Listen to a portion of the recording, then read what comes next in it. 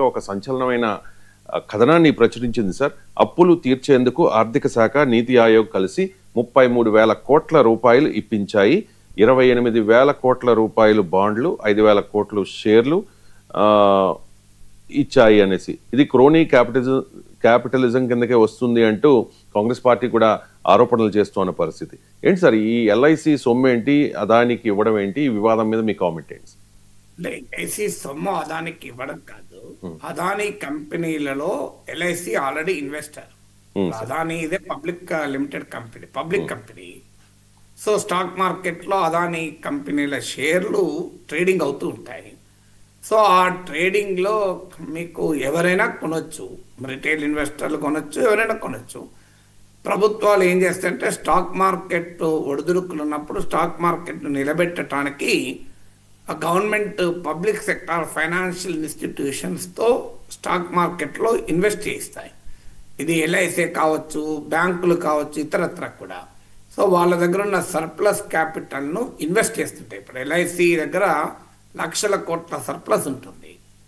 ఆ సర్ప్లస్ను ఎల్ఐసి ఏం చేస్తుంది అంటే వివిధ ప్రభుత్వాలకు లోన్లు ఇవ్వచ్చు, హౌసింగ్ లోన్లు గురించి మొదలుకొని ఇలా ఇన్వెస్ట్ కూడా చేస్తుంటుంది. సో అందువల్ల LIC is already an investor in Adani companies. ఇప్పుడు మరో 5,000 కోట్ల రూపాయలు ఇన్వెస్ట్మెంట్ పెంచమని, తర్వాత అదానీ పోర్ట్స్ వాళ్ళు ఒక బాండ్ ఇష్యూ చేశారు. బాండ్ అంటే ఒక రకంగా అప్పు. ఇన్వెస్ట్మెంట్ అంటున్నామో స్టాక్ మార్కెట్లో షేర్లు కొనడం, షేర్లు పెరిగితే లాభం, పెరగకపోతే నష్టం. బాండ్లు ఏంటి అంటే బాండ్లు కూడా ట్రేడెడ్ అవుతాయి. బాండ్ అంటే అప్పు ఇవ్వడం ఒక రకంగా. సో మీకు అదానీ కంపెనీ, అదానీ పోర్ట్స్ అనే కంపెనీ, అదానీ కాంగ్లెమరేట్లో ఫ్లాగ్షిప్ కంపెనీలో ప్రధానమైన కంపెనీ, వారు 28,000 కోట్ల రూపాయల బాండ్ 28,000 crores ఇస్తే అని ఎల్ఐసి మొత్తం కొనేసింది అని. సో 33,000 crores అదానీ కంపెనీస్లో ఎల్ఐసి ఇన్వెస్ట్ చేసింది. ఆ ఇన్వెస్ట్మెంటు ఎట్లా జరిగింది అనేది వార్త. ఇప్పుడు వాషింగ్టన్ పోస్ట్ కథనం ఏంటంటే డిపార్ట్మెంట్ ఆఫ్ ఫైనాన్షియల్ సర్వీసెస్ వారు, ఇది కూడా భారత ప్రభుత్వంలో భాగము, ఫైనాన్స్ మినిస్ట్రీలో భాగము, నీతి ఆయోగ్ వాళ్ళొక నోట్ తయారు చేసి వారు ఎల్ఐసి పైన ప్రెషర్ చేసి ఎల్ఐసి ఇన్వెస్ట్ చేసేలా చేసింది అనేది వాషింగ్టన్ పోస్ట్ కథనం. వాళ్ళు డిపార్ట్మెంట్ ఆఫ్ ఫైనాన్షియల్ సర్వీసెస్, నీతి ఆయోగ్ల డాక్యుమెంట్లను కూడా వారు కోట్ చేస్తూ ఇచ్చినటువంటి రిపోర్ట్.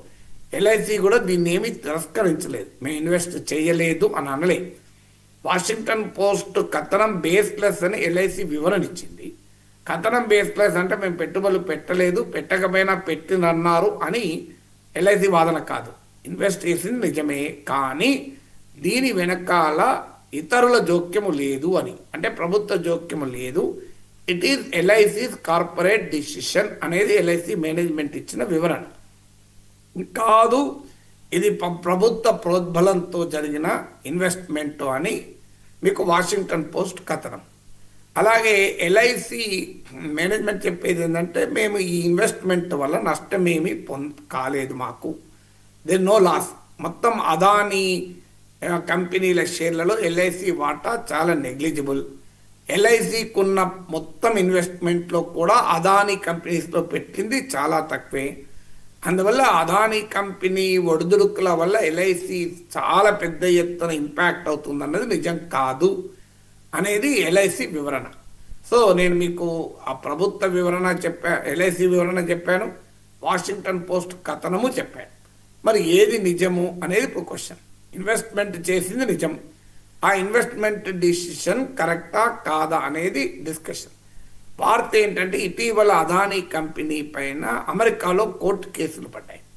ఎందుకంటే America Adani company solar energy కాంట్రాక్ట్లు డబ్బులు ఇచ్చి లంచాలు ఇచ్చి రాష్ట్రాలతో చేసుకుందని. ముఖ్యంగా మన అప్పటి ఆంధ్రప్రదేశ్లో జగన్మోహన్ రెడ్డి ప్రభుత్వం పైన ఇది విమర్శ.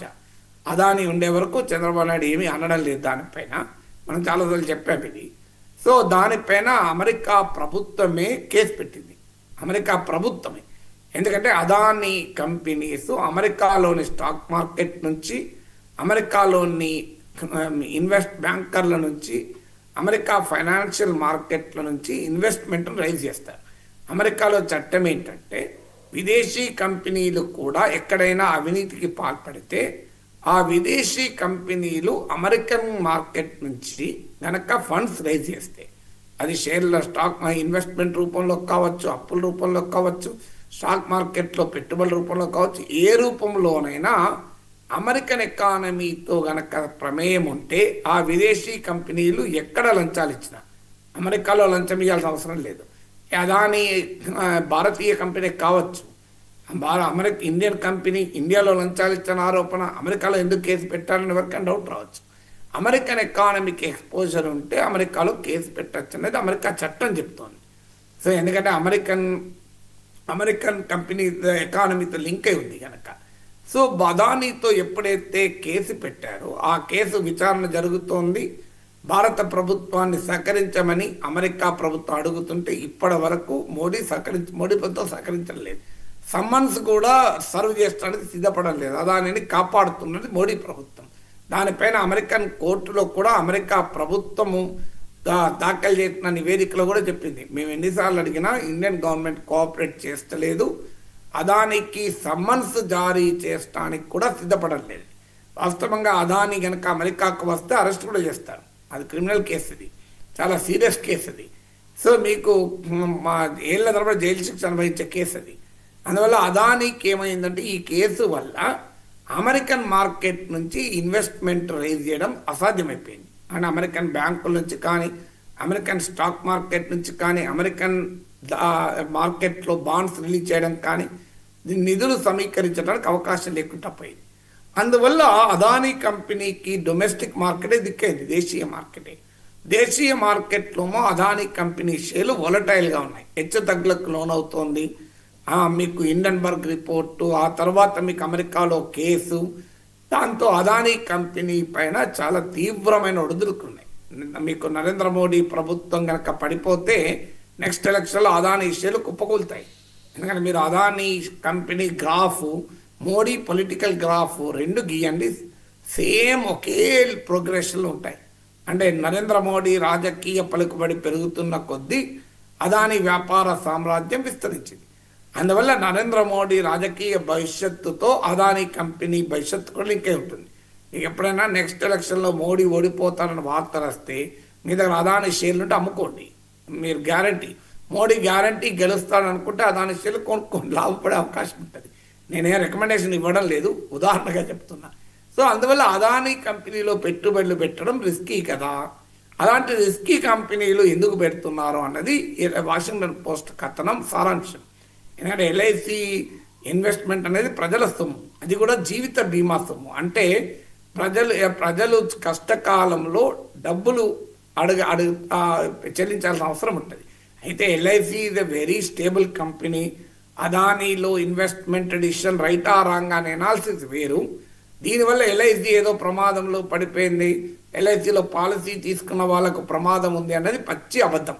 LIC is a very strong company. ఎంత స్ట్రాంగ్ కంపెనీ అంటే ఎల్ఐసిలో ఉన్న 40 కోట్ల మంది పాలసీదారులు ఈ క్షణం ఇప్పుడు వెంటనే వచ్చి 12 గంటలకు మీకు వచ్చి మా డబ్బులు మాకు కావాలి అన్నారనుకోండి, మీరు మొత్తం మందికి డబ్బులు ఇచ్చినాక కూడా కొన్ని లక్షల కోట్లు ఉంటాయి ఎల్ఐసి దగ్గర. అంత ఆస్తులు ఉన్నాయి ఎల్ఐసికి, అంతగా డబ్బులు ఉన్నాయి. అందువల్ల అదానీ కంపెనీలలో ఉండే ఒడిదుడుకులు ఎట్టి పరిస్థితుల్లో ఎల్ఐసి ఫైనాన్షియల్ హెల్త్ని ఇంపాక్ట్ చేయదు. 33,000 కోట్ల పెట్టుబడులు పెట్టారన్న ఫిగర్ చూస్తే మనకు భయం వేస్తుంది.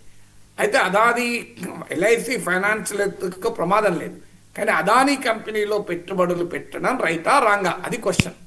మరి అంత రిస్కీ ఇన్వెస్ట్మెంట్ ఎల్ఐసి ఎందుకు చేయాలి? ఎందుకంటే పబ్లిక్ సెక్టార్ ఫైనాన్షియల్ ఇన్స్టిట్యూషన్, అందులో ఇన్సూరెన్స్ కంపెనీలు మీకు ప్రమాదకరమైన ఇన్వెస్ట్మెంట్ చేయకూడదు. రిటర్న్స్ ఒకవేళ తక్కువ వచ్చినా మంచిదే, కానీ సేఫ్ ఇన్వెస్ట్మెంట్ చేయాలి. ఎందుకంటే మీకు రిస్కీ ఇన్వెస్ట్మెంట్ చేయకూడదు, ఎందుకంటే అది ప్రజల సొమ్ము ఒకటి, 2 ప్రజలు కష్టాల్లో ఉన్నప్పుడు చెల్లించాల్సిన సొమ్ము అది. సో అందువల్ల ఎప్పుడు కూడా రిస్కీ ఇన్వెస్ట్మెంట్ చేయదు. రిస్క్ పెరుగుతున్న కొద్ది లాభం పెరగచ్చు, కానీ సేఫ్ ఇన్వెస్ట్మెంట్ చేయాలి. సేఫ్ ఇన్వెస్ట్మెంట్ కాదు కదా అదానీ కంపెనీ షేర్ల మూమెంట్ కనుక మీరు గ్రాఫ్ గీసి చూడండి, లేదా graphical description of Adani company shares in stock మార్కెట్ను గూగుల్ కొట్టండి. ఖచ్చితంగా కంపెనీల షేరు వాల్యూ ఎలా పెరుగుతూ పడిపోతూ ఇటీవల కాలంలో వచ్చింది, మీకు గ్రాఫే దొరుకుతుంది, నేను చెప్పాల్సిన అవసరం లేదు. మరి అలాంటి దాంట్లో ఎందుకు ఎల్ఐసి పెట్టుబడులు పెట్టాలనేది క్వశ్చన్. ఇక మోడీ ప్రభుత్వానికి అదానికి ఉన్న సన్నిహిత సంబంధం మనకు ఆంధ్రప్రదేశ్కి వెళ్తేనే అర్థమవుతుంది కదా. లేకుంటే జగన్మోహన్ రెడ్డికి 100 కోట్లు లంచాలు ఇచ్చారని అదానీ కంపెనీ పైన అమెరికాలో కేసు పడితే ఆంధ్రప్రదేశ్లో జగన్ పైన ఎఫ్ఐఆర్ కూడా దాఖలు కాలే కదా. ఎందుకు దాఖలు కాదు ఎఫ్ఐఆర్ కూడా? జగన్ ప్రభుత్వం చేసుకున్న ఒప్పందాలు చంద్రబాబు ప్రభుత్వం ఎందుకు రద్దు చేయడం లేదు? రద్దు చేస్తే నష్టం అని వాదన పెడుతున్నారు. పోనీ రద్దు చేయకండి, అదాని పైన కూడా కేసు పెట్టకండి, జగన్ పైన పెట్టండి, అదాని దగ్గర డబ్బులు తీసుకున్నాడని. ఇంతవరకు జగన్ పైన ఎఫ్ఐఆర్ కూడా ఎందుకు లేదు అంటే మోడీ ప్రభుత్వానికి అదానికి ఉన్న క్లోజ్నెస్ అందరికీ తెలుసు. అలాంటప్పుడు ఇది క్రోనీ క్యాపిటలిజం కిందికి రాదా? ఎందుకంటే గతంలో కూడా అదానికి మేలు చేసడానికి చాలా పనులు చేసింది మోడీ ప్రభుత్వం. నవీన్ ముంబై ఎయిర్పోర్టు జీవిక వాళ్ళు అమ్మనంటే అదానికి అమ్మమని అడిగితే అమ్మనంటే జీవిక పైన ఈడీ సిబిఐ దాడులు కూడా చేసింది. అంటే రాజకీయ ప్రత్యర్థులపైనే కాదు, తమ క్రోనీ క్యాపిటలిస్టులకు అనుకూలంగా సిబిఐని ఈడీని వాడారు అన్న విమర్శలు కూడా మోడీ ప్రభుత్వం ఉంది. తర్వాత ఎయిర్పోర్ట్లు తిరువనంతపురం నుంచి గౌహతి వరకు 6 ఎయిర్పోర్ట్లను అదానికి అప్పజెప్పే క్రమంలో మీకు నీతి ఆయోగ్ అలాగే డిపార్ట్మెంట్ ఆఫ్ కార్పొరేట్ అఫైర్స్ ఈ రెండు కూడా ఫైనాన్స్ మినిస్ట్రీ శాఖలు, ఆర్థిక మంత్రి శాఖలో భాగం, ఈ రెండు కూడా అభ్యంతరాలు చెప్పారు. 6 ఎయిర్పోర్ట్లు మీరు అదానికి ఇవ్వకూడదు, ఎందుకంటే అనుభవం లేని కంపెనీకి అన్ని ఎయిర్పోర్ట్లు ఇవ్వకూడదు. 1, 2 అన్ని ఎయిర్పోర్ట్లు ఒకటేసారి ఇవ్వకూడదు, ఇది క్యాపిటల్ ఇంటెన్సివ్, టెక్నాలజీ ఇంటెన్సివ్, అన్ని ఎయిర్పోర్ట్లు ఒక్కరికి ఇవ్వకూడదు అని మోడీ ప్రభుత్వంలోనే 2 విభాగాలు రికమెండ్ చేశాయి. కానీ ఆ రికమెండేషన్ పక్కన పెట్టి మోడీ ప్రభుత్వం అదానికి ఎయిర్పోర్ట్లపై చెప్పింది. మీరు గూగుల్లో కొట్టినా వస్తుంది ఇది. సో మీరు దీనివల్ల ఇవాళ 25-30% ఆఫ్ ట్రాఫిక్ ఇన్ ఇండియా, మీరు భారతదేశంలో విమానాల్లో ప్రయాణించే వారిలో 30% అదానీ ఓన్ చేసే విమానాశ్రయాలు దిగుతారు. అంతటి స్థాయికి అదానీకి బెనిఫిట్ చేశారు. అలాగే అదానీ ఇది బిగ్ కోల్ ఇంపోర్టర్ కూడా, ఆస్ట్రేలియా నుంచి మొదలుకొని చాలా దేశాల్లో కోల్ మైనింగ్ చేస్తారు.